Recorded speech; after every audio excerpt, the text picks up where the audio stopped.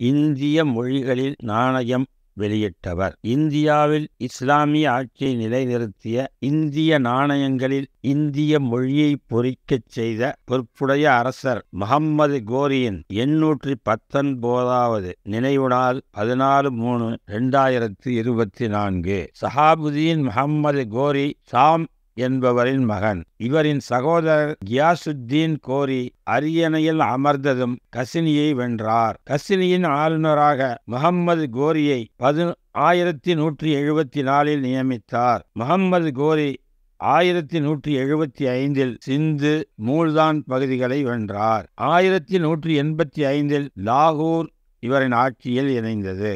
அஜ்மீர் மக்களின் வேண்டுகோளுக்கு இணங்கி 1192 நாரைன் என்ற இடத்தில் அஜ்மீர் மன்னன் பிருதிவிராஜனை வென்றார். பிருதிவிராஜனின் மகன் கோபிந்தராஜிடம் ஆட்சியை ஒப்படைத்தார். கோபிந்தராஜிடம் இருந்து அவரின் உறவினர் ராஜா ஹேம்ராஜ் அஜ்மீர் அரசை பறித்து அரசராக அரியணையில் அமர்ந்தார். முகம்மது கோரி 1194 ஹேம்ராஜை தோற்கடித்து மீண்டும் பிருதிவிராஜன் மகன் கோபிந்தராஜை அரியணையில் அமர்த்தினார். முகம்மது கோரி அவரின் வாழ்நாள் முழுவதும் பிருதிவிராஜனின் வழித்தோன்றல்களுக்கு உதவினார். பிருதிவிராஜனின் வழித்தோன்றல்களின் ஆட்சியை பாதுகாக்க இவரின் அடிமை குத்புத்தீன் ஐபக்கை பிரதிநிதியாக நியமித்தார். இந்தியாவில் அச்சிட்டு புழக்கத்தில் வழங்கப்படும் இந்திய நாணயங்களில் எந்தெந்த பகுதிகளில் வாழும் மக்கள் எம்மொழியை பேசுகிறார்களோ அம்மொழியை நாணயங்களில் பொறிக்க ஏற்பாடு செய்தார் முகம்மது கோரி. எப்பகுதி மக்கள் எம்மொழியை பேசுகிறார்களோ அம்மொழியே